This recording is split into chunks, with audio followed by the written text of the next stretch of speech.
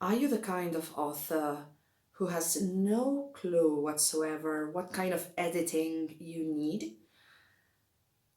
Do you really feel desperate to edit your story properly before you submit it? Are you lost or scared even to rewrite a sentence, paragraph, or a chapter and not look like an amateur writer? Or alternatively, do you edit non-stop for weeks or months on end and you're never satisfied? Well, if the answer is yes, stick around, because in this video I will show you the 7 essential editing tips that every author needs to know, right? Okay, so let's dig in. For those of you who don't know me, my name is Mar and I am an English literature graduate. I'm also an editor and a translator. And one of my writing accolades is that one of my novels was a What Is shortlister a few years ago. So if you want a polished version of your novel and you want to do it yourself, if you want to edit your novel yourself, let's dig in. Let's see the 7 essential tips that I'm going to suggest you. So, tip number 1, choose a good spell check AI assisted add-on, okay? AI should be your assistant, not your substitute, remember, right? It can help you. It's not meant to be you, the one who writes, I mean, okay? So I really suggest you should be careful. You have to customize your add-on, right? This is not the Word spell check regular kind of add-on. I'm talking about Pro Writing Aid and Grammarly. So before you start using it, I recommend you go to the options and you customize the add-on properly, okay? Choose the right language and the right dialect, okay? Tip number 2, spell all numbers below 100. When you spell all numbers below 100, you will look a lot more professional, not like an amateur writer, okay? The text will have a more professional feel, and let me tell you something, that these little details actually matter. So tip number 3, drop all ly adverbs. This is something like an extension of this show versus tell rule, okay?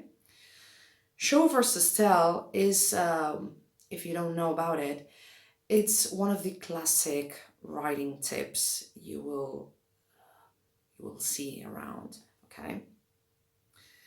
It's very classic. You should not tell how the characters feel, for example. You should describe exactly the body language, right, that conveys that kind of emotion. The adverbs that finish with ly usually fulfill this kind of role, the role about telling, not showing. So you need to be careful about those and try to use them as little as possible, okay? So instead of using those adverbs, I recommend expanding what you see, what the characters see. Focus on the gestures, what you're trying to describe, right? The facial movements, the muscles, and everything you can think of, okay? Usually, I would focus on the body language. So, for example, suddenly, the adverb suddenly. This is one of the typical mistakes every amateur writer makes, right? For example, instead of saying, suddenly he opened the door, you could say, with a quick hand motion, he opened the door, okay? So now, tip number 4. If you have to name an emotion, you're doing it wrong. This is a tip that I love from a famous author called K.M. Wayland. It is also an extension of the show versus tell rule, in my opinion. You need to create a more vivid description instead of naming an actual emotion, okay? I wouldn't say that it's strictly forbidden. You can actually use the name of an emotion to subvert, for example, okay? So instead of saying, he looked at me with angry eyes or with a mad expression on her face, you could switch that into something like, why do you look so mad? Are you mad at me? This should be another character, telling this other character about her emotions. Or you could focus on the body language instead. Okay? So now, tip number 5, cut out dialogue that goes nowhere. So usually dialogue bits are kind of slice of life, in my opinion, in many, many novels. Usually there are a lot of dialogues that don't get to the point, that they don't show what this scene is actually about, the point they're trying to make. So I recommend that every scene, every dialogue, or every bit of description even, should have a point. You should prove something, right? So don't be afraid to cut short or even long chunks of text in this aspect, okay? Cut out everything that doesn't serve a purpose. Just cut it out, okay? So now, tip number 6, cut out description or space it out, okay?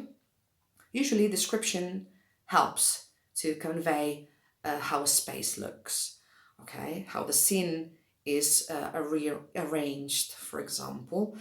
But just don't overdo these descriptions, right? Don't give me a big chunk of text with way too much detail because, novels are not movies, they are not films. So authors, I don't think you should write every single detail out. It serves no purpose. So in this sense, I really love Stephen King's advice on this matter. Okay? You should use minimal description, right? Or space the details throughout the scene as much as possible.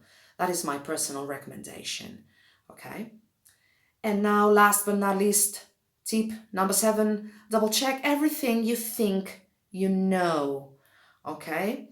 Sometimes you think you know something for sure and you couldn't be more wrong. I really recommend checking everything out. Believe me, it's worth it. Open a browser tab and search for example, any punctuation rule you think you're doing right. Check out all the grammar details, every exception, and I guarantee you, maybe 4 or 3 out of 10 of these times you think you're getting it right, you are wrong. I mean, I've been through this myself. So don't be lazy. This is my personal recommendation. Don't be lazy. Look everything up, right? Otherwise, if you make a mistake, a really honest but fatal mistake, you could look a bit weird. You could be ashamed of it in the future. So yes, check orthography, check spelling, punctuation, set phrases, items of vocabulary, everything, synonyms. Use any online resources or paper resources you think they are valuable. This could save your ass, really. Because sometimes the spell check add-ons, for example, they get orthography and punctuation wrong.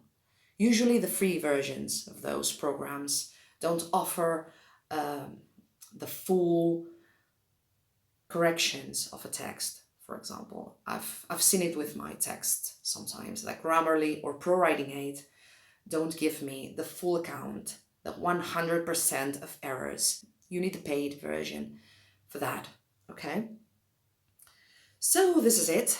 I hope that you enjoyed this video, and if you think I'm missing something, please feel free to write your comments down below.